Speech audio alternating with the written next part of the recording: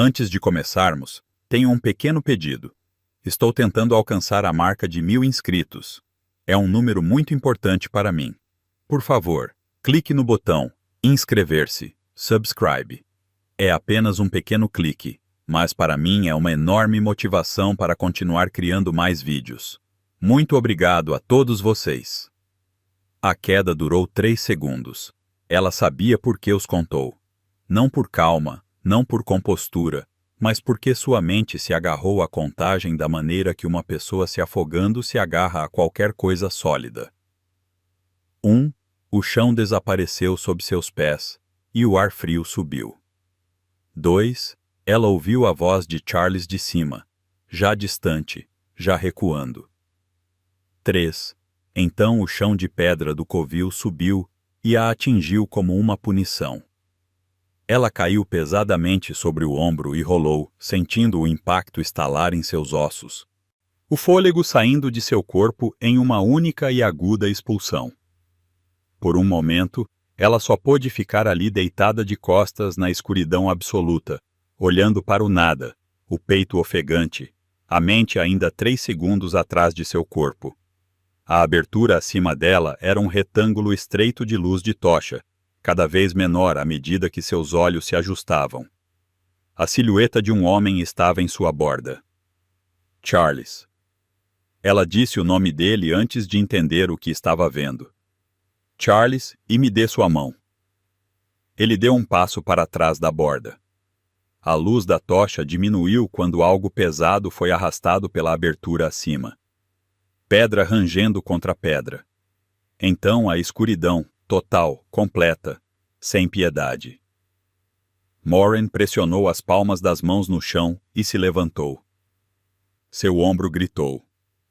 Ela o ignorou. Seu sangue de lobo já estava agindo. A dor diminuindo nas bordas. O tecido machucado começando a lenta jornada em direção ao reparo.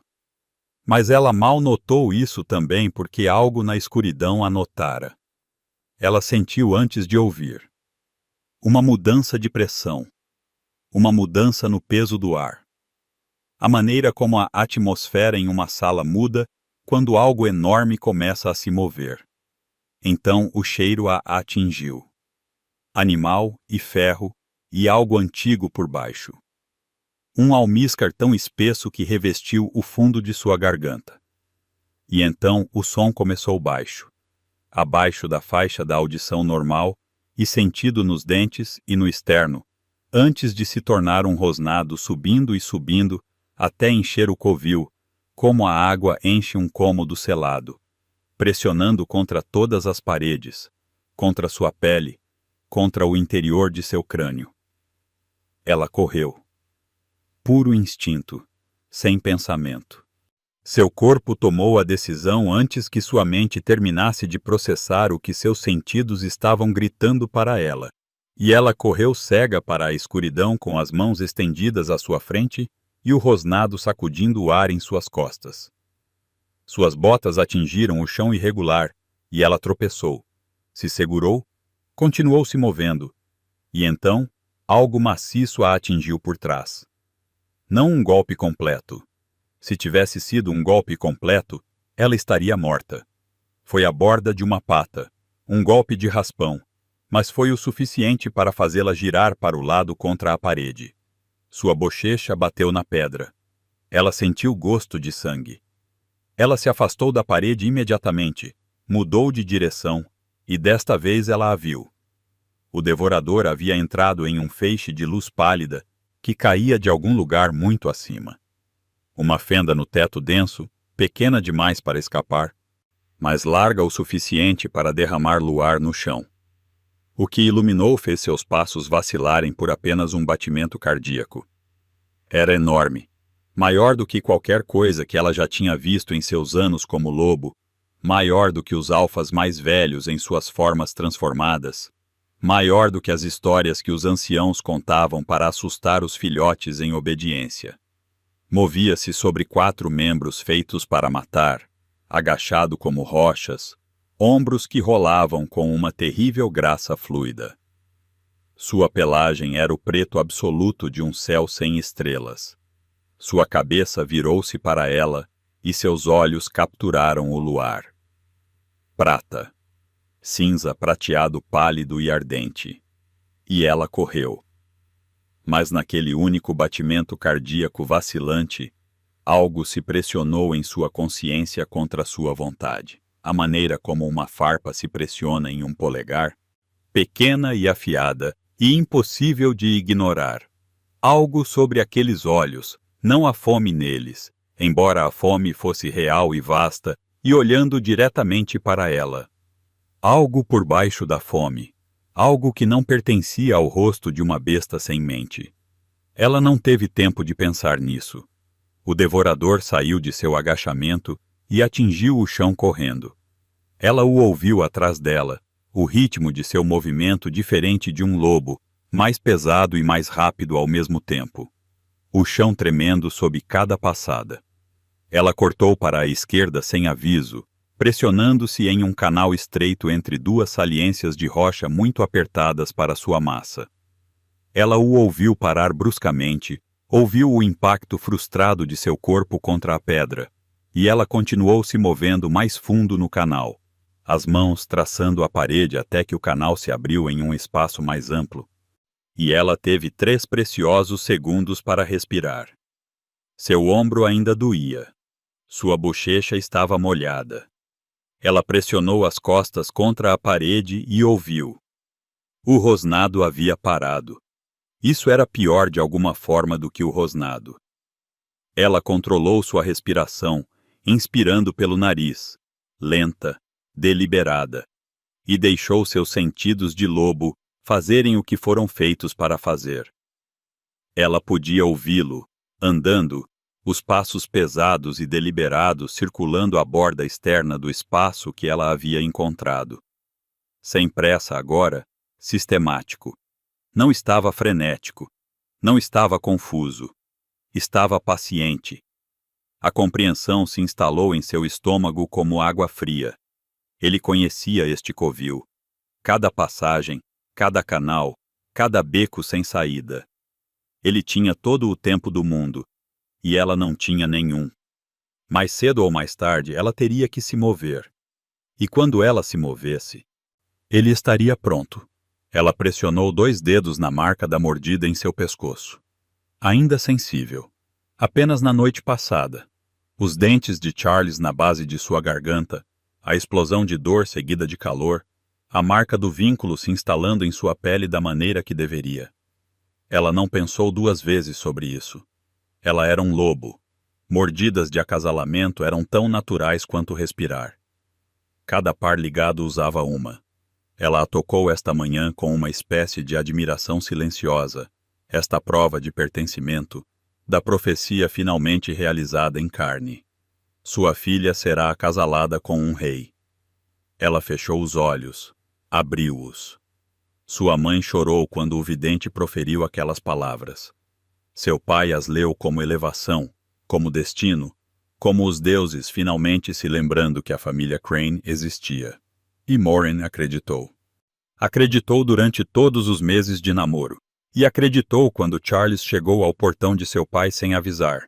E sorriu para ela como se ela fosse um problema que ele estava feliz em ter encontrado. Ela acreditou na noite passada quando seus dentes encontraram seu pescoço. Ela estava tão certa do que a marca significava. Ela estava menos certa agora, agachada na escuridão sob um castelo em que viveu por 3 semanas, ouvindo a besta que a caçava, e entendendo com uma clareza que parecia luto que Charles não a havia marcado por amor. Ele a marcou para que ela fosse o tipo certo de comida. A caminhada parou. Silêncio. E então, sem aviso, o devorador veio pela escuridão rápido e baixo, e ela teve menos de 1 segundo. Ela se jogou para cima em vez de para o lado, os dedos encontrando as saliências ásperas da parede por puro instinto de lobo, puxando-se para cima, enquanto as mandíbulas da besta se fechavam no ar vazio abaixo de seus pés. O vento dela atingiu seus tornozelos. Ela escalou, braços queimando, ombros gritando novamente, até que suas mãos encontraram uma saliência, estreita, mal da largura de seu corpo, e ela se puxou para cima e se pressionou contra a parede e não respirou. Abaixo dela, o devorador atingiu a parede. O covil inteiro tremeu. Poeira choveu do teto.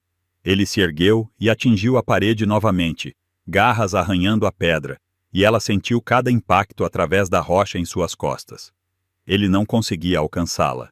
A saliência era muito alta, a parede muito íngreme abaixo dela. Mas o som que ele fez não foi frustração. Foi angústia. Ela não sabia como sabia a diferença. Ela simplesmente sabia. Da maneira que você sabe a diferença entre chuva e tempestade antes da primeira gota cair. O som que saía da besta abaixo não era a raiva de um predador privado de sua presa. Era algo cru e mais antigo que a raiva. Subiu pelo covil e pressionou contra o teto selado e não encontrou saída e voltou para baixo. E Moran sentiu isso se instalar em seu peito como uma pedra. Ela deitou em sua saliência e olhou para baixo através da escuridão e encontrou a besta já olhando para ela. Mesmo desta altura, mesmo nesta quase escuridão, aqueles olhos pálidos eram inconfundíveis. Cinza prateado e antigo, e ardendo com algo que não deveria estar nos olhos de um monstro. O luar de cima atingiu a espinha da besta, e ela a viu então, algo que ela só podia ver desse ângulo, de cima. Ao longo da crista de suas costas, pressionado na pelagem preta e na carne por baixo como um selo pressionado na cera, havia uma marcação, branco prateado contra preto, velho o suficiente para ter cicatrizado. Ela conhecia aquela forma. Todo lobo no reino conhecia aquela forma. O brasão real de Artória, o lobo coroado, a marca da linhagem que governou este reino por 200 anos. Moran parou de respirar. Abaixo dela, o devorador deitou-se no chão de pedra fria do covil. Não em preparação para saltar, não circulando. Deitou-se da maneira que algo se deita quando carrega um peso por tanto tempo que o corpo simplesmente para. Sua cabeça enorme repousou sobre suas patas dianteiras. Seus olhos prateados permaneceram abertos, observando-a, esperando por algo que ela não conseguia nomear. O silêncio entre eles era diferente agora. Ela ainda não o entendia. Ela tinha muitas peças e não o suficiente do quadro, mas as peças estavam lá. O brasão real gravado na espinha da besta. A marca de acasalamento em seu pescoço. Os ossos ao longo da parede ainda vestindo seda. A maneira como Charlie sorriu e deu um passo para trás da borda.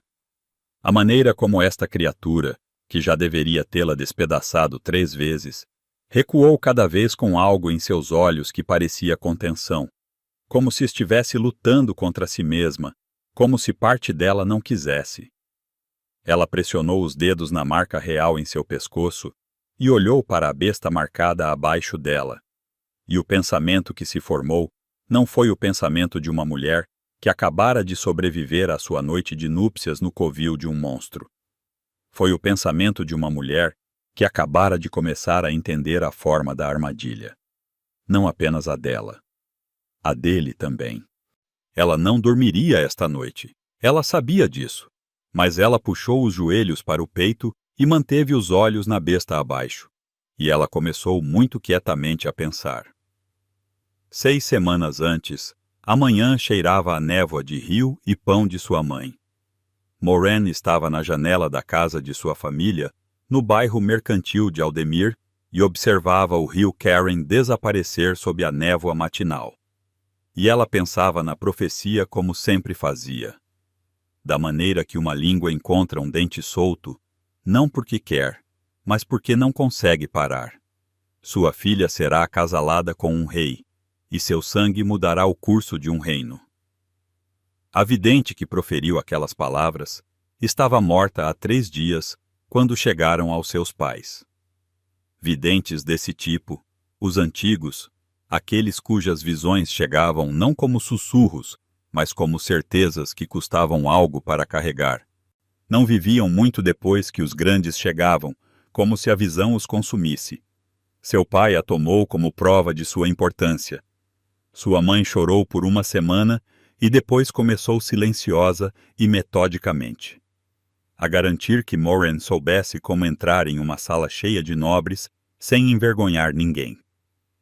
Moiraine passou os próximos 17 anos sendo preparada para um destino que nunca havia pedido e tentando se sentir grata por isso. Ela não era de alta nobreza. Esse era o primeiro fato inconveniente. Seu pai, Tobias, era um comerciante de especiarias, bem-sucedido, respeitado em seu mundo, possuía moedas suficientes para comprar janelas de vidro e filhas educadas, mas não o suficiente para ser nada além de uma curiosidade nos círculos onde os reis se moviam. Sua mãe, Edith, tinha uma avó com sangue nobre, o que todos na família mencionavam. E ninguém fora da família se importava. Mas lobos eram lobos. O status importava. O vínculo importava mais. E se os deuses tivessem decidido que Moiraine da casa mercantil de Aldenmere seria acasalada com um rei, então os deuses encontrariam uma maneira de fazer isso acontecer. Ela simplesmente não esperava que a maneira envolvesse o rei aparecendo no portão da frente. Ela estava na metade da escada quando ouviu a voz de seu pai rachar em um registro que nunca havia produzido antes. Algo entre reverência e pânico. E ela mesma abriu a porta da frente, o que ela sabia que horrorizaria a governanta. E ela encontrou o rei Charles de Artória parado em seu pátio. Ele a olhou, parada descalça na soleira de sua própria porta, com um livro ainda na mão, e ele sorriu calorosamente e sem pressa. E como se tivesse todo o tempo do mundo e tivesse decidido passar um pouco dele sendo encantado por ela. Eu desprezo cerimônias, disse ele como saudação. Você deve ser Moiraine. Atrás dela, ela ouviu sua mãe fazer um som que eram principalmente lágrimas. Ela não fez uma reverência. O instinto estava lá. 17 anos de preparação o haviam instalado completamente. Mas algo na diversão em seus olhos a fez não querer dar a ele a satisfação. Você deve ser o rei, disse ela. Ele riu. Ela acreditou que era real. Ela acreditaria em muitas coisas sobre ele nos 3 meses que se seguiram. O namoro era bonito da maneira que uma armadilha bem feita é bonita em seu artesanato, no cuidado de sua construção, na maneira como se encaixava tão precisamente em sua forma. Ele se lembrava de tudo o que ela dizia, não da maneira de um homem demonstrando atenção, mas da maneira de alguém catalogando informações. Ela dizia algo uma vez de passagem, e isso aparecia semanas depois, silenciosamente embutido em algo que ele fazia. Ela mencionou flores silvestres. Cada arranjo depois disso cheirava a prado. Ela mencionou que achava os banquetes formais exaustivos, a performance deles. Ele começou a convidá-la para jantares menores, apenas os dois, onde ela podia falar sem calcular cada palavra primeiro. Ela se apaixonou por ele da maneira que sempre foi avisada para não se apaixonar completamente e sem muita dignidade. E mais rápido do que era sensato para a filha de um mercador sendo cortejada por um rei. Suas esposas anteriores ela não perguntou diretamente. Parecia indelicado. Ele havia sido casado 2 vezes antes. Ambas haviam morrido, uma no parto, uma de febre. Ele falava delas com uma dor que parecia genuína, seus olhos ficando suaves e distantes. Ela se sentiu culpada por até mesmo a pequena sondagem que havia feito. Ninguém a avisou. Nenhuma pessoa em Aldenir, na capital, nas longas semanas que ela passou na corte antes do casamento, e disse a coisa que ela precisava ouvir. As esposas do rei não morrem. As esposas do rei desaparecem. Ela não sabia disso. Ela sabia apenas da profecia e das flores silvestres e da maneira como ele a olhava às vezes como se ela o tivesse surpreendido. Ela conheceu o calor da mordida de acasalamento quando ela veio. Seus dentes em seu pescoço, a dor se aguçando em calor, se aguçando na sensação profunda de assentamento da marca de ligação, familiar e certa, a coisa mais natural do mundo para 2 lobos compartilharem. E ela havia tocado a marca naquela manhã com algo próximo à reverência. Ela estava tão certa do que significava. Ela ainda estava certa disso quando ele veio aos seus aposentos naquela noite com um sorriso e uma tocha e uma oferta de surpresa. Um jardim secreto na ala antiga, rosas intocadas por décadas. Ele pensou que ela adoraria, e ela foi com ele de bom grado pelas passagens dos fundos do castelo, sua mão na dele, seu coração completamente aberto. Ela não teve medo até que o chão desapareceu. Ele disse: "Feche os olhos." E ela o fez porque confiava nele. Porque o amava, porque era o tipo de tola que acreditava em profecias. Ela sentiu o chão mudar sob seus pés. Tapete para pedra para algo mais áspero, e o ar mudou também, mais frio e úmido do que qualquer jardim, mas ela manteve os olhos fechados e continuou andando. Então sua mão soltou a dela. Então sua palma encontrou o centro de suas costas. O empurrão não foi forte. Não precisou ser. Ela já estava na beira e com um empurrão firme o chão simplesmente desapareceu. E ela caiu 3 segundos na escuridão. Enquanto acima dela, o homem que ela amava se afastou da beira.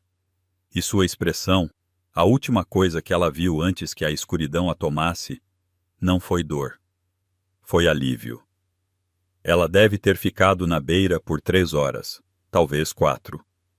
A toca tinha seu próprio relógio. O movimento lento do luar através da fenda do teto. A maneira como o frio se aprofundava à medida que a noite avançava, e o ritmo da respiração do devorador abaixo dela, que havia gradualmente diminuído da cadência aguda de um animal de caça para algo mais estável, mais exausto do que calmo. Ela usou o tempo para olhar, para catalogar, para pensar. A toca era grande, maior do que qualquer caverna natural. Havia sido escavada ou construída. Ela não tinha certeza de qual. Suas paredes cortadas em linhas longas e deliberadas que falavam de mãos humanas, mesmo sob séculos de sujeira. Havia marcas nas paredes. Ela não conseguia lê-las da beira, mas conseguia ver suas formas. Regulares, repetidas. Não os arranhões aleatórios de um animal, mas algo intencional, algo que alguém precisava dizer. Os ossos estavam no canto mais distante. Ela os tinha visto quando o luar mudou. Havia mais do que ela pensou inicialmente. Alguns antigos, outros menos, e tecido, seda e linho. E uma vez inconfundivelmente, a bainha bordada de um vestido de noiva. Seu estômago fez algo complicado com isso. Uma mulher a cada lua cheia, ela calculou, traçando a linha do tempo do que ela sabia. Charles era rei há 7 anos. Sua primeira esposa havia morrido, desaparecido, 3 anos depois. Sua segunda, 1 ano depois. E agora ela. O reino acreditava em febre e parto. O reino havia recebido histórias críveis e escolheu acreditar nelas porque era mais fácil do que fazer perguntas sobre um rei. Ela olhou para o devorador. Ele não se moveu do chão por mais de 1 hora. Seus olhos estavam abertos, observando-a com aquela terrível paciência prateada, e ela se viu notando novamente o que não tinha explicação sensata para notar. A qualidade do esgotamento nele, não a ausência entorpecida de uma besta em repouso, algo pesado e contínuo, como um homem que carrega uma dor há tanto tempo que esqueceu como seu corpo se sente sem ela. Ele tentou matá-la 4 vezes. Ela tinha a evidência em suas mãos, em seu ombro e em sua bochecha. Ele também tinha um brasão real queimado em sua espinha como uma marca colocada lá pela mão de outra pessoa. "Eu não sei o que foi feito com você", disse ela baixinho, testando sua própria voz no silêncio. Mas não foi nada. A orelha do devorador se moveu, virando-se em sua direção como a orelha de um lobo se move em direção a um som que está tentando entender. Ele não rosnou. Moren anotou isso. Ela olhou para o teto selado, para a fenda de luar e para a pedra que havia sido arrastada sobre a única abertura. E ela sentiu a forma completa de onde estava, assentada em seu corpo como uma pedra caindo em água parada.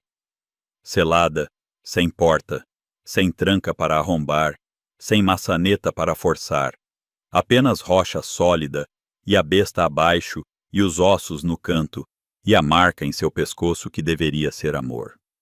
Ela pensou em sua mãe, na profecia na parede de seu pai, nos olhos castanhos calorosos de Charles e no alívio em seu rosto enquanto ela caía.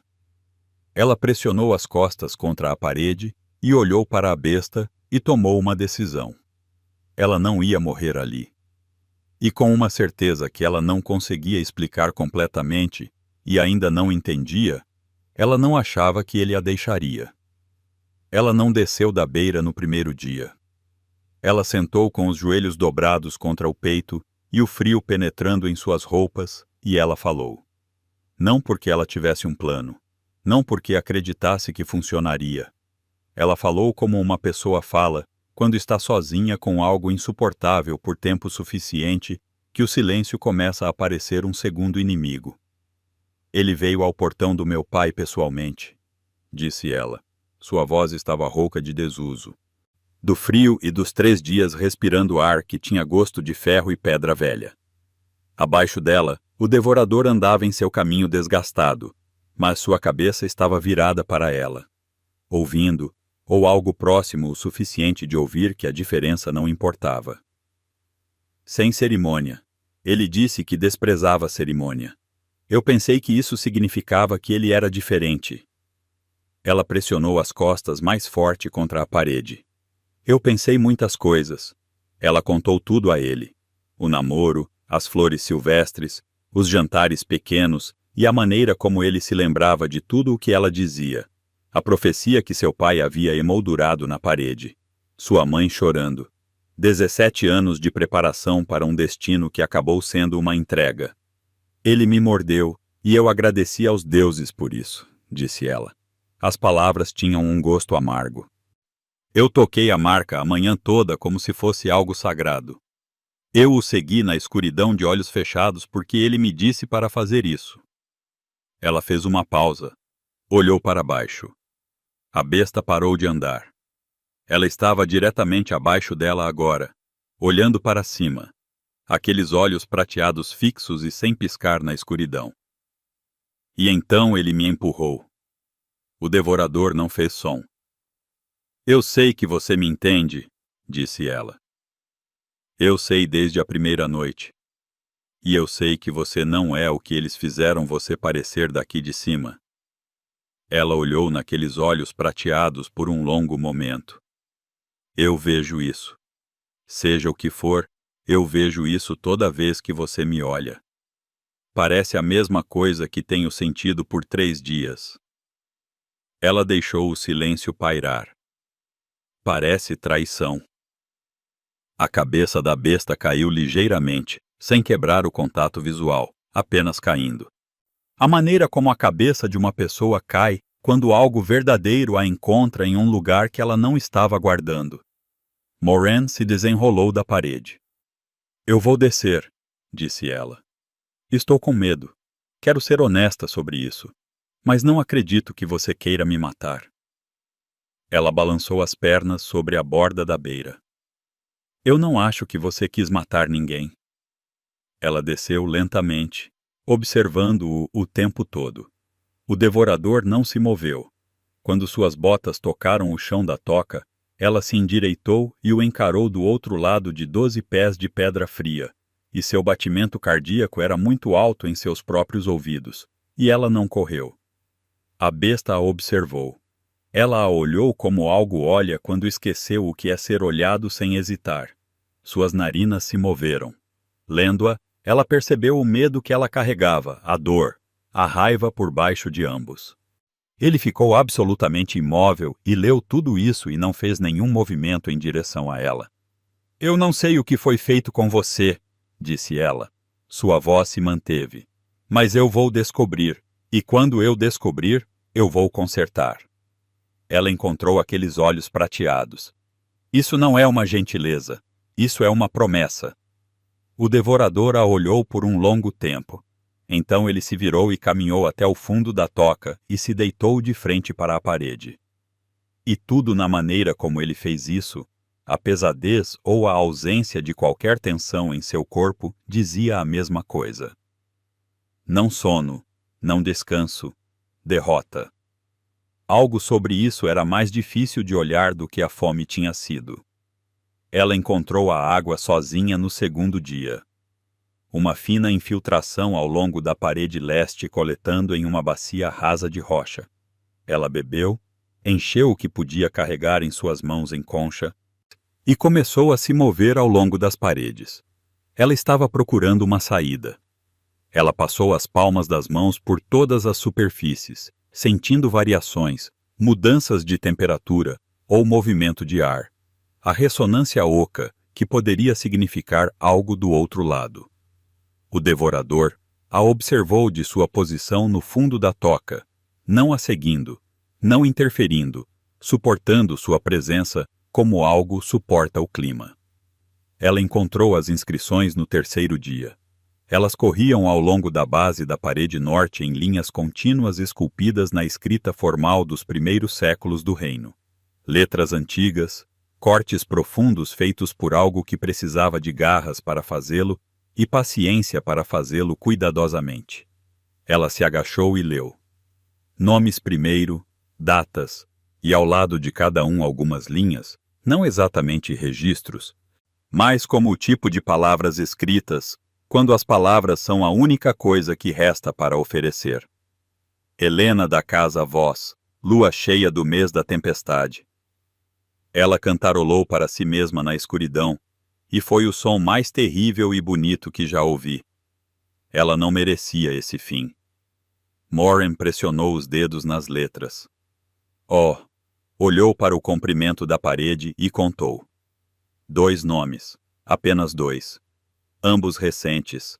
Ambos nos últimos 3 anos.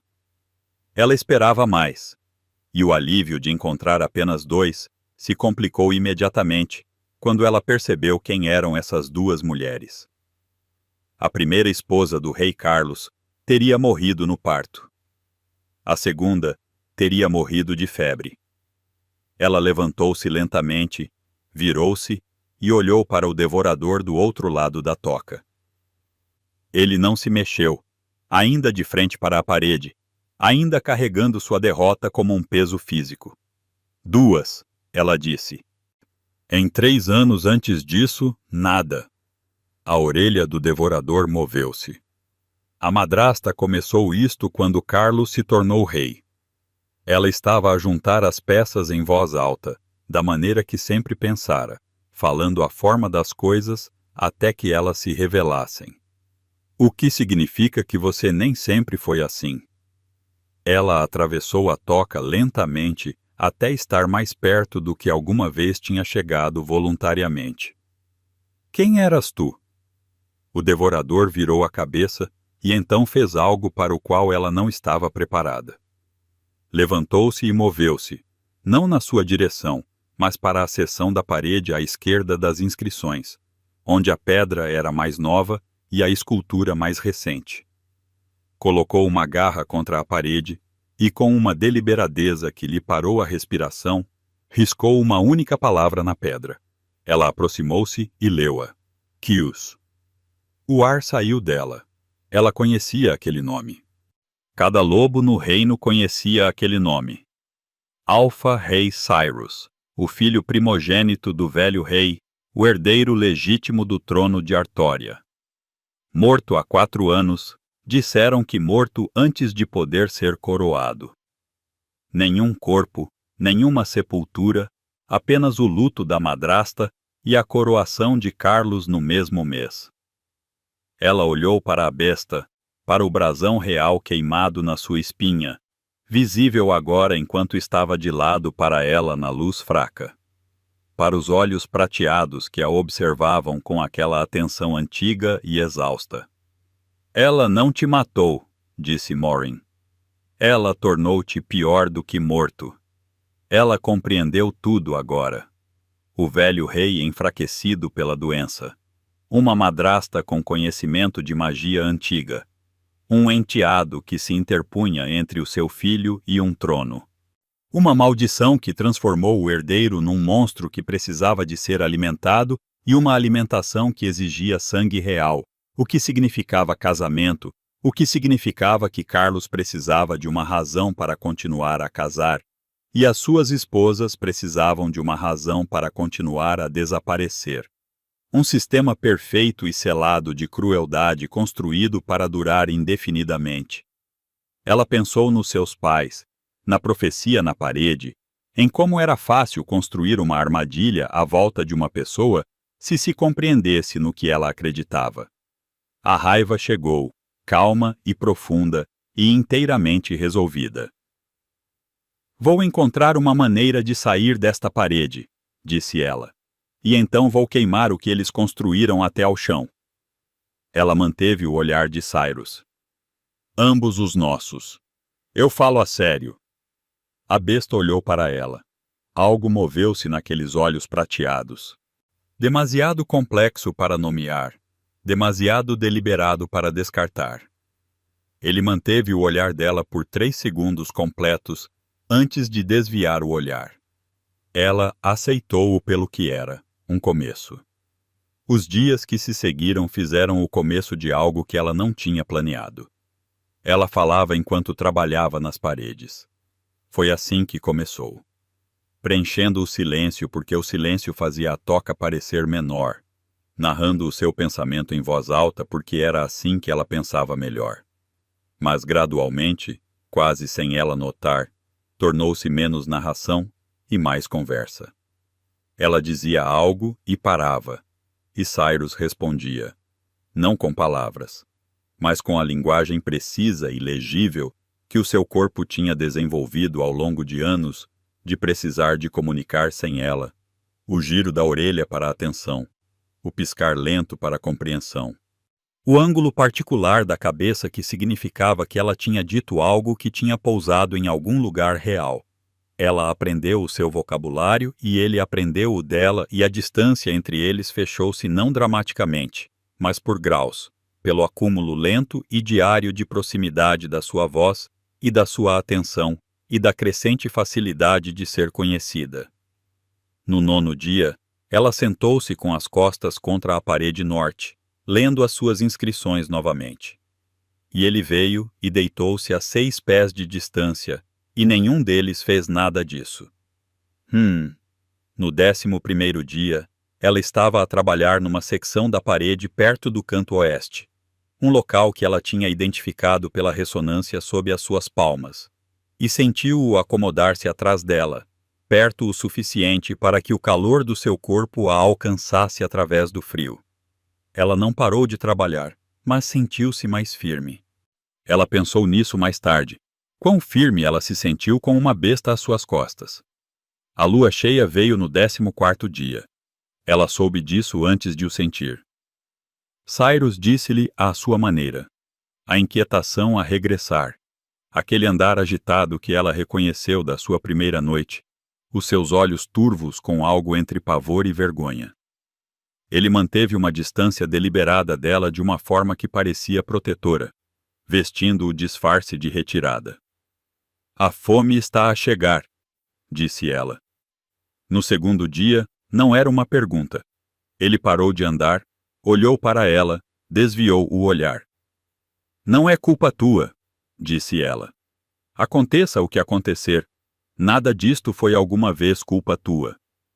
Ele olhou para ela então com aqueles olhos prateados completamente destemidos por um momento.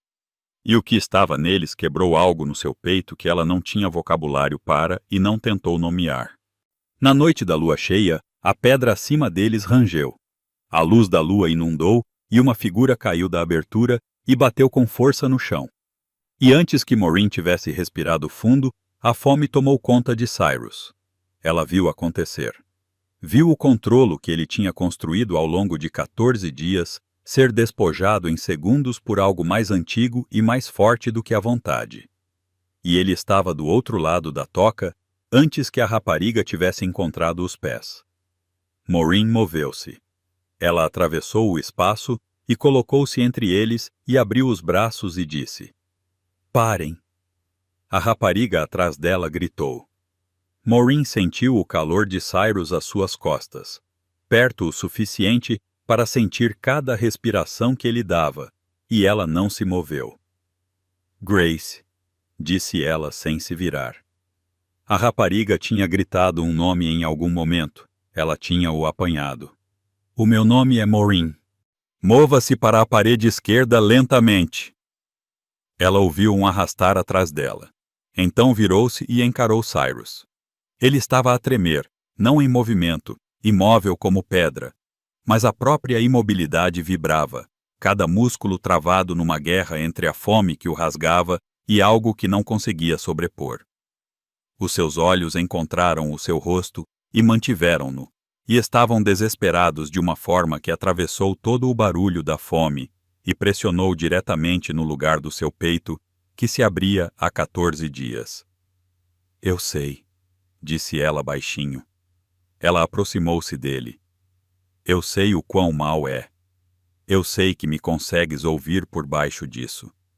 Ela levantou a mão e colocou a palma contra a sua mandíbula, como tinha feito no 11º dia.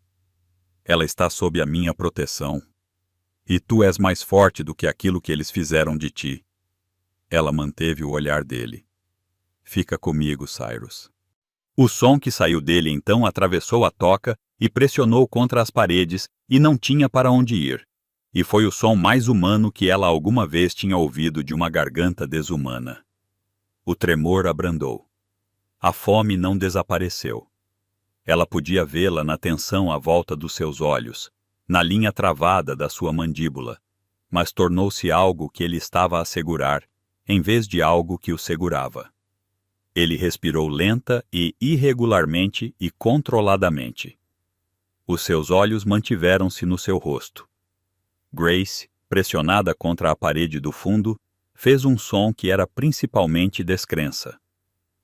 Maureen manteve a mão onde estava até que o pior tivesse passado. Nos dias seguintes, ela trabalhou na parede oeste com tudo o que tinha. Grace trabalhou ao seu lado. Começou na manhã seguinte à lua cheia. Maureen levantou-se antes que a luz mudasse e foi diretamente para a seção oca da parede oeste. E dentro de 1 hora, ouviu passos atrás dela.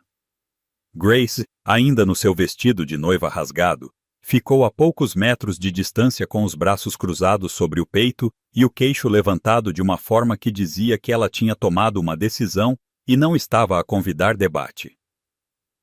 Diz-me o que estamos a fazer, disse ela. Maureen contou-lhe tudo. Cyrus, a maldição da madrasta, a maquinaria de Carlos, as inscrições na parede. Grace ouviu sem interromper. Quando terminou, um breve silêncio instalou-se. Ele veio à minha aldeia, disse Grace. A sua voz estava controlada, mal. Disse que um vidente me nomeou sua companheira desvanecida. Minha mãe chorou de felicidade. Meu pai contou a toda a aldeia. Ela olhou para a parede. Minha irmã mais nova continuava a dizer: vai ser rainha, Grace. Ela estava tão orgulhosa. A sua mandíbula apertou-se. Ela ainda pensa que estou no castelo agora, a comer de pratos de prata. Maureen pousou a pedra que estava a usar. Virou-se e encarou Grace completamente. Quando sairmos daqui, a tua irmã saberá exatamente o que sobreviveste. E o homem que pôs aquele olhar no rosto da tua mãe responderá por isso. Ela manteve o olhar de Grace. Eu prometi-te proteção. Eu quis dizer tudo isso. Grace procurou o seu rosto por um momento, procurando falhas. Não encontrou nenhuma. Então vamos atravessar esta parede, disse ela. Trabalharam até os dedos sangrarem, ombro a ombro, revezando-se contra a secção oca, encontrando um ritmo, uma batendo enquanto a outra ouvia qualquer mudança na ressonância sob a pedra. Não houve progresso. A parede aguentou. Claro que aguentou. Tinha sido construída para conter algo muito mais forte do que qualquer uma delas. Maureen sentou-se sobre os calcanhares e olhou para as suas mãos. Depois olhou para Cyrus. Ele estava no seu canto. Ele estava no seu canto desde a chegada de Grace, observando, presente, mas retirado de uma forma que parecia menos distância e mais um apagamento, como se ele a tivesse visto colocar-se à frente de Grace e compreendido algo disso que tinha levado o último do que quer que a estivesse a sustentar. Ela atravessou a toca e sentou-se à sua frente. Ele olhou para ela com olhos que estavam presentes e exaustos e tinham desistido. Não consigo fazer isto sozinha, disse ela. Ele olhou para a parede. Vai-te embora, Cyrus. Ela esperou até que aqueles olhos voltassem para ela. Eu sei o que é a derrota. Sentia na primeira noite quando percebi o que ele tinha feito. Sentia quando contei 2 nomes nesta parede e soube quem eram. Ela não desviou o olhar dele. Mas eu ainda estou aqui porque decidi que as pessoas que construíram esta armadilha não vão decidir como ela acaba. A besta não disse nada. Respirou. Estiveste aqui dentro durante 4 anos, disse ela. 4 anos disto. A fome, a culpa, os nomes na parede. Eu entendo porque não resta nada em ti. Ela inclinou-se para a frente. Mas preciso que ouças isto. O que eles te fizeram foi a verdadeira monstruosidade. Não tu. Nunca tu. Ela manteve o olhar dele com tudo o que tinha. Monstros não riscam os nomes das mulheres que foram forçados a magoarem paredes de pedra para que não sejam esquecidos. Monstros não ouvem a razão no meio de uma fome que poderia derrubar um edifício. Mas tu fizeste ambos. A sua voz era baixa e firme e inteiramente sem performance. Tu não és um monstro, Cyrus. Tu és um rei que esperou 4 anos por alguém que lhe dissesse isso. A toca estava absolutamente silenciosa. Algo moveu-se naqueles olhos prateados, lento e enorme e inteiramente novo. Ainda não esperança, não totalmente. Mas o lugar de onde a esperança vem abriu-se pela primeira vez em 4 anos, e deixou entrar ar. Ele olhou para a parede oeste, para a secção oca que ela tinha estado a atacar sozinha. Depois olhou para ela, e pela primeira vez, desde que ela tinha caído naquela toca. O devorador, o alfa-rei Cyrus, o legítimo governante de Artória, levantou-se não por fome, não pela atração da lua cheia, mas por algo que ele tinha escolhido. Moiraine levantou-se ao lado dele. Juntos, disse ela. Ele virou-se para encarar a parede. A parede caiu no 5º dia, não de uma vez. Não desmoronou com o trovão dramático que ela poderia ter imaginado noutra vida. Começou como uma rachadura, uma única fratura que corria do chão ao teto, que o primeiro golpe de Cyrus tinha aberto como uma costura num tecido. E então, um segundo golpe aprofundou-a. E um terceiro enviou uma secção de pedra do tamanho de uma porta a ranger para dentro e a cair no chão numa nuvem de poeira e ar frio. Moiraine e Grace pressionaram-se contra a parede lateral enquanto os escombros assentavam. Quando a poeira diminuiu, ela olhou para Cyrus. Ele estava a respirar com dificuldade, a sua grande cabeça baixa, a força do golpe ainda visível na tensão ao longo dos seus ombros. 4 anos de derrota não deixaram um corpo no momento em que a vontade regressou. Ela podia ver o esforço que aquilo lhe custara. E por baixo dele, algo que ela nunca tinha visto nele antes. Satisfação pequena e nova, e inteiramente dele. Isso, disse ela, é o que tens carregado o tempo todo. Ele olhou para ela, aquele piscar de olhos lento. Ela olhou para a passagem para além da parede partida, estreita, escura, a correr para cima num ângulo acentuado, não construída para uma besta do seu tamanho, mas construída por mãos humanas e, portanto, ligada eventualmente a algum lugar humano. Ela voltou-se para Grace. Fica perto, disse ela. Não pares de andar. Aconteça o que acontecer naquele castelo. Fica atrás dele e não olhes para trás. Grace assentiu. O seu rosto estava pálido e decidido e inteiramente resolvido. Moiraine virou-se para Cyrus. Ela pousou a palma da mão na lateral do seu maxilar Uma última vez, ali naquele covil que o tinha detido durante 4 anos, entre as inscrições nas paredes no frio e na escuridão que tinham sido o seu mundo inteiro. Sentiu-o pressionado contra a sua mão apenas ligeiramente, apenas o suficiente. Vamos buscar o teu trono, disse ela. A passagem serpenteava para cima durante o que pareceu meia milha, apertando e depois abrindo, e o ar mudando à medida que subiam, perdendo o cheiro a ferro do covil, ganhando o fumo e a sebo e o calor vivo de um castelo em funcionamento. Moren liderava com a mão na parede, e os seus sentidos de lobo esticados ao limite.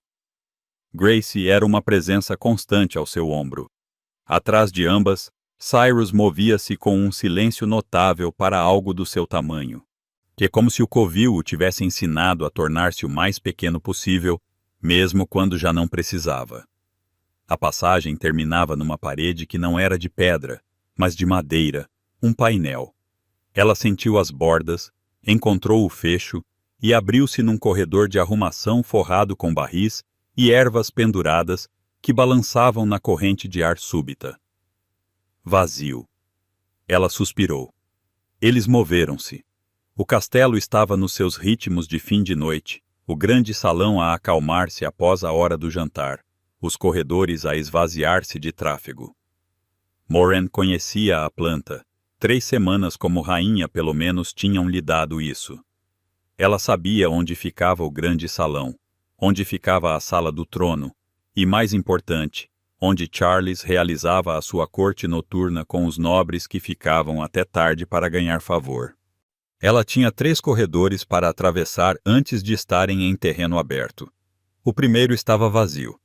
O segundo continha 2 guardas que se viraram ao som de passos e viram Moren e Grace e tiveram tempo de registrar confusão antes de Cyrus sair das sombras atrás deles e a confusão se tornar algo totalmente diferente. Eles correram. Moren não os culpou. Ela continuou a andar. O terceiro corredor abriu-se para a galeria superior acima do grande salão. E foi aqui que o castelo os encontrou. Um servo a virar a esquina congelou, olhou para Cyrus, a encher o corredor atrás de 2 mulheres em vestidos de noiva rasgados, e gritou. Era o tipo de grito que não precisava de tradução. Alarme puro, a viajar através de pedra e madeira com a eficiência de um sino. Abaixo, no grande salão, ela ouviu a resposta imediatamente. Vozes a subir. Cadeiras a arrastar-se, o caos organizado particular de um espaço guardado a entrar em alerta. Moren olhou para Cyrus. Ele olhou de volta para ela com aqueles olhos prateados. E ela viu-o ali.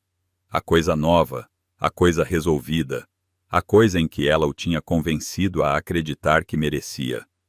Estava totalmente iluminado agora. Tinha estado a construir-se desde o primeiro golpe naquela parede, e não ia ser dissuadido. Ela afastou-se. Cyrus caminhou até a grade da galeria e olhou para o grande salão abaixo. E o que aconteceu a seguir foi algo que as pessoas naquele salão descreveriam para o resto das suas vidas aos seus filhos e netos, em tavernas e salas de conselho e momentos de silêncio antes de dormir. A noite em que o devorador subiu da escuridão, com uma mulher a andar ao seu lado. Ele não saltou da galeria. Ele desceu as escadas. O que foi de alguma forma mais aterrador. A descida lenta e deliberada, cada degrau a gemer sob o seu peso. O grande salão abaixo a esvaziar-se numa onda, à medida que nobres e servos se apressavam para as paredes e portas e qualquer distância disponível. Guardas levantaram armas e depois olharam para o que estavam a propor usar contra elas. E vários deles tomaram a decisão sensata e silenciosa de recuar. 3 não o fizeram. Entraram pelos lados com lanças longas, homens treinados, homens corajosos, seguindo seus instintos e as suas ordens. E Cyrus varreu 2 deles com um movimento quase gentil, enviando-os a deslizar pelo chão do salão ilesos. O terceiro manteve a sua posição e Moren disse: Ele não te vai magoar se te renderes. E algo na sua voz, a sua firmeza, a sua certeza, fez o homem baixar a lança 1 centímetro, depois 2, e depois completamente. Quando Morin e Grace desceram ao chão do salão, o salão era deles. Charles estava na sala do trono. Claro que estava. Ele teria ouvido a comoção e ido em direção ao poder, em vez de se afastar dele. Era assim que ele era. Ela entendia agora. Um homem que sempre se moveu em direção à coisa que o fazia sentir mais seguro, que era o trono e a coroa e a maquinaria que a sua mãe tinha construído para ele. Ela tinha confundido essa gravidade com confiança uma vez. Ela não cometia o mesmo erro 2 vezes. Ele estava de pé no estrado quando eles entraram, e ao lado dele estava a mulher que Morin tinha conhecido há 3 semanas como sua sogra, a rainha Sarah Fanny, mãe de Charles, a madrasta que tinha olhado para a sua nova nora com olhos calorosos e dito: "Bem-vinda à nossa família, minha querida." E queria dizer algo completamente diferente. Era uma mulher pequena. Morin sempre achou isso ligeiramente incongruente com a escala do que ela tinha feito.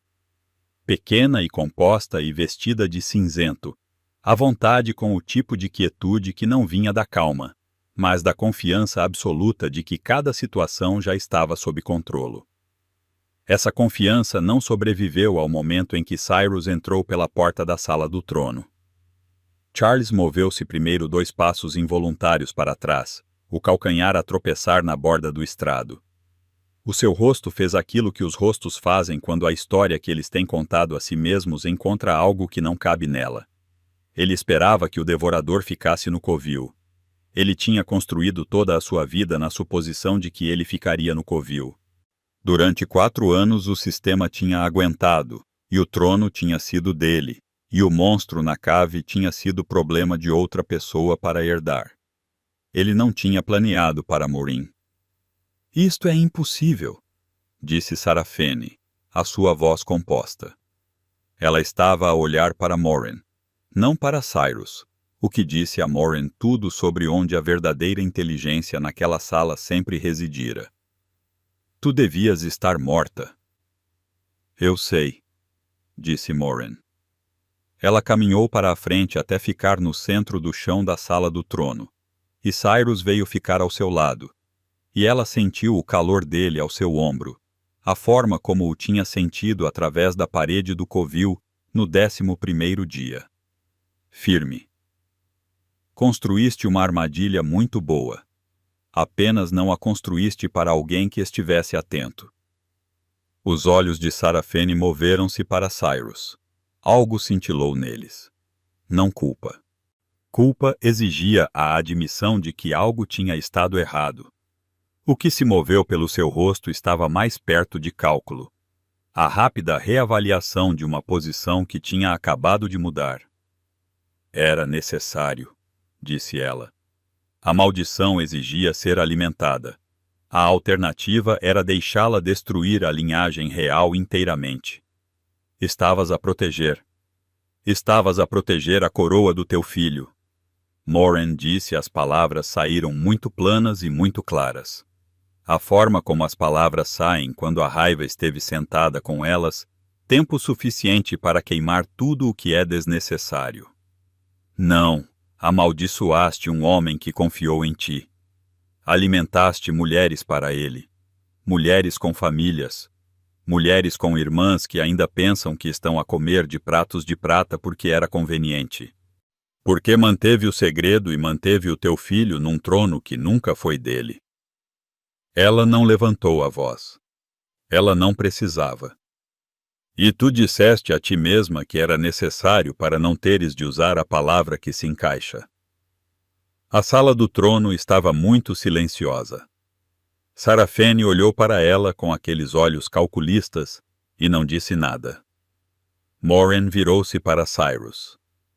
Ele estava a olhar para a sua madrasta com 4 anos do covil no seu rosto. A fome e a culpa e os nomes na parede e o frio e tudo isso. Tudo o que ela o tinha visto carregar desde a noite em que ela desceu da saliência e o encontrou já derrotado. Ele estava a olhar para o arquiteto de tudo isso. E o seu maxilar estava cerrado, e os seus olhos prateados ardiam. Moren esticou-se e pousou a mão no seu maxilar. Ele não desviou o olhar de Sarafene, mas ela sentiu-o respirar. Tu não és um monstro, disse ela baixinho, apenas para ele. Nunca foste, e acabou agora. Ela pressionou a palma da mão contra o brasão real na sua espinha. Aquela marca prateada e branca, a marca de Sarafene, o selo da maldição, pressionada na sua carne há 4 anos na escuridão. Ela sentiu-a sob a sua mão como uma brasa ainda a reter calor. E sentiu a ligação de companheiro no seu pescoço pulsar em resposta ao sangue real que Charles lhe tinha dado para alimentar a besta, agora redirecionado de volta para a magia que o tinha feito. Ela não tinha planeado isto. Ela não o entendia completamente. Mas algumas coisas não exigem compreensão. Algumas coisas exigem apenas a vontade de pressionar a mão contra a ferida de alguém e mantê-la ali. O calor construiu-se entre a sua palma e a mão. Cyrus ficou rígido. Um tremor de corpo inteiro a passar por ele, violento e prolongado, e ela manteve a mão exatamente onde estava e não vacilou. O tremor aprofundou-se. A pele preta sob a sua palma moveu-se. O corpo enorme ao seu lado parecia comprimir-se e expandir-se ao mesmo tempo, como se algo que tinha sido forçado a uma forma errada durante 4 anos estivesse finalmente a ser permitido lembrar a sua verdadeira forma. Grace, parada na porta, fez um som que mais tarde seria incapaz de descrever. Charles tropeçou completamente para fora do estrado. Sarafene permaneceu muito quieta e observou o seu trabalho a desfazer-se. A transformação demorou mais do que deveria. 4 anos de maldição tinham se sobreposto profundamente, mas terminou como todas as coisas necessárias terminam, não com fanfarra, mas com uma espécie de quietude inevitável. No momento em que a última parte se resolveu, a mão de Moren já não estava contra a pele preta. Estava contra a pele quente.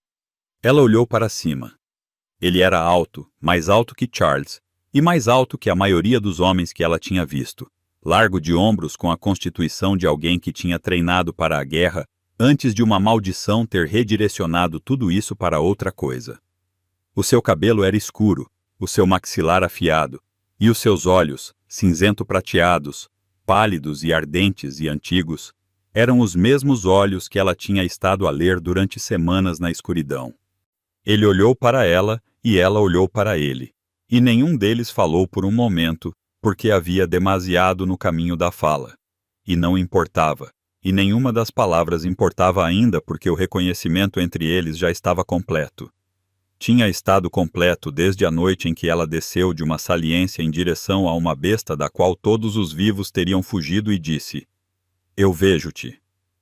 "Cyrus", disse ela, testando o nome no ar livre. A sua mão subiu e cobriu a dela, onde ainda repousava contra o seu peito, e ele manteve-a ali. "Moren", disse ele. A sua voz estava rouca de 4 anos de desuso, e era o som mais bonito na sala do trono. Atrás deles, Sarafene moveu-se. Ela não foi longe. Os guardas que tinham estado de pé nas paredes, os que tinham baixado as armas no salão, os que tinham servido este castelo durante toda a sua carreira e visto coisas esta noite que reescreveram tudo o que pensavam saber, avançaram sem serem solicitados. Eles tinham servido um rei uma vez. Eles reconheceram um agora. Charles fez um cálculo diferente. Ele olhou para a sua mãe a ser detida. Olhou para Cyrus vivo e de pé na sala do trono. Olhou para os guardas reunidos e para as 2 mulheres em vestidos de noiva rasgados, e para a completa ausência de alguém na sala que o fosse ajudar, e ele sentou-se nos degraus do estrado e pôs o rosto nas mãos. Moren olhou para ele por um longo momento. Ela pensou nas flores silvestres, nos pequenos jantares, na forma como ele lhe tinha sorrido ao portão do seu pai, como se ela fosse um problema que ele estava encantado por ter encontrado. Ela não sentia mais nada por ele, nem mesmo raiva. A raiva tinha sido gasta utilmente, e não restava nada dele que valesse a pena desperdiçá-la. Ela voltou-se para Cyrus. Ele ainda a olhava. Ele não parara de olhá-la. Seu trono, disse ela. Algo se moveu em seu rosto. Ainda não era um sorriso. Seu rosto tinha esquecido a forma de sorrir, mas o precursor disso e o lugar de onde um sorriso vem. Nosso trono, disse ele. O conselho se reuniu em 1 hora. Eles vieram rapidamente, alguns ainda vestindo suas vestes, todos eles chegando para encontrar o rei Alpha Cyrus de pé, na cabeceira da sala do trono, prateado e inegável. E qualquer que fosse a versão dos eventos do cavaleiro que eles tinham ouvido no caminho, dissolveu-se no momento em que o viram. Ele lhes contou tudo, a maldição, o covil, as mulheres. Ele pronunciou os nomes das 2 esposas das inscrições na parede. Claramente para o registro, para que nunca mais fossem reduzidas a febre e parto. O peso do que tinha sido feito no porão de seu próprio castelo assentou-se sobre a sala como uma pedra. Quando ele terminou, o conselheiro sênior, um lobo de cabelos grisalhos, que tinha servido ao velho rei, antes de tudo isso começar, levantou-se de seu assento e se curvou. Um por um, os outros o seguiram. Sarafine foi trazida para a frente e ela tinha se recomposto. Ela estava sempre composta, sempre calculista. Ela ficou diante do conselho com as mãos cruzadas e o queixo nivelado. Agi no interesse do reino, disse ela. A besta exigiu. Você exigiu, disse Cyrus calmamente, da maneira como uma porta se fecha em algo acabado. O reino não precisava de nada que não pudesse ter sido resolvido pela verdade. Você escolheu isso porque era mais fácil do que justiça. Seus olhos prateados encontraram os dela sem calor, com a clareza fria de um homem que passou 4 anos no escuro para entender exatamente quem o colocou lá. E acaba aqui. Ele olhou para o conselheiro sênior. Um único aceno. Execução ao amanhecer por feitiçaria negra, conspiração e os assassinatos de 2 rainhas de Artória. Sarafine recebeu sem expressão e foi escoltada para fora, e as portas se fecharam atrás dela, e ninguém falou por um momento. Charles foi trazido em seguida. Ele parecia menor do que estava no portão de seu pai. Esvaziado, e a história emprestada desmoronou. Nada por baixo. Ele ficou diante do conselho e não levantou os olhos. Cyrus o olhou por um longo momento, e Morin observou seu rosto durante aquele silêncio. Viu algo se mover através dele que era mais complicado do que raiva ou misericórdia. O olhar de um homem decidindo o que a justiça realmente exigia. As minas de escravos, disse Cyrus.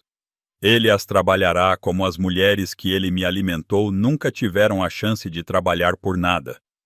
Ele ganhará seu pão com as mãos todos os dias. E todos os dias ele saberá exatamente o que comprou essa vida para ele. Uma pausa. Ele não merece a morte. Ele merece viver com o que escolheu. Charles foi escoltado para fora sem uma palavra. A sala suspirou, e então Cyrus se virou, e seus olhos prateados encontraram Morin na borda do salão do conselho, e todo o resto recuou. Ele atravessou até ela. Ela não se moveu. Manteve sua posição como tinha feito no covil no corredor. Em todos os momentos desde a noite em que caiu na escuridão e decidiu que não morreria lá. Ele parou na frente dela. De perto à luz das tochas, ela podia ver 4 anos nele, não como dano, mas como profundidade. Seus olhos percorreram o rosto dela como alguém lendo algo que eles queriam ler há muito tempo. Eu soube desde a primeira noite, disse ele. Quando você desceu daquele parapeito, eu soube o que você era para mim. Uma pausa. Eu não acreditei que tinha o direito a isso. Você não podia decidir isso sozinha, disse ela. Um sorriso cruzou seu rosto então, cheio e real e novo. O primeiro em 4 anos, e isso a desarmou completamente. Sua mão curvou-se ao lado do rosto dela, e ele ergueu o queixo dela em direção ao dele, Morina de Voldemir. Alto o suficiente para que todas as pessoas na sala o levassem consigo. Minha verdadeira companheira, minha rainha. Ele a beijou. O conselho irrompeu, não em choque, mas em aprovação. O som de pessoas que estavam prendendo a respiração por 4 anos e acabaram de receber permissão para parar. Moiraine o beijou de volta e sentiu o laço de companheira em seu pescoço. A marca de Charles, aquela que ela tinha tocado com reverência na manhã de seu casamento, dissolveu-se como geada ao sol, substituída por algo mais quente e mais antigo e inteiramente certo. O laço que sempre esteve por baixo, aquele para o qual a profecia apontava desde o início. Ela se afastou e olhou para ele. Nosso trono, disse ela, devolvendo as palavras a ele. Sua mão ainda estava contra o rosto dela. Seus olhos prateados estavam muito brilhantes. Nosso trono, concordou ele. A graça a encontrou no corredor 1 hora depois, quando a sala do trono se encheu de nobres senhores. E a maquinaria de um reino corrigindo seu curso começou sua lenta e necessária virada. Moiraine, ela se virou. Grace estava parada no corredor com os braços cruzados e os olhos brilhantes e molhados e o queixo erguido daquela maneira que ela tinha. Da maneira que Moiraine tinha aprendido a reconhecer como Grace parecia quando estava sentindo algo grande e se recusando a deixar que isso a derrubasse. Obrigada, disse Grace, por ficar entre mim, e ela parou. Tentou novamente. Você não me conhecia. Você não tinha razão para isso. Eu tinha todas as razões, disse Moiraine simplesmente. Grace a olhou por um momento. Então ela atravessou o corredor e abraçou Moiraine e segurou. E Moiraine segurou de volta.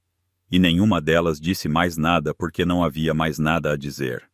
Sobre o ombro de Grace pelo corredor, ela podia ver as portas da sala do trono. Podia ver Cyrus lá dentro de pé, na cabeceira da sala prateado, e certo retomando em minutos, o que lhe tinha sido roubado por 4 anos, a profecia que seu pai tinha emoldurado na parede, será casada com um rei, e seu sangue mudará o curso de um reino. Ela tinha acreditado nisso por 17 anos, e estava certa e errada sobre cada parte disso ao mesmo tempo. O rei era real. O sangue importava. O curso do reino estava mudando esta noite em todas as direções que ela podia ver. Ela só não sabia que custaria tanto para chegar aqui, ou que valeria exatamente tanto também. Cyrus olhou para cima do outro lado da sala do trono e a encontrou através das portas abertas. E os olhos prateados que a tinham observado do chão do covil na escuridão por semanas encontraram os dela do outro lado da sala lotada.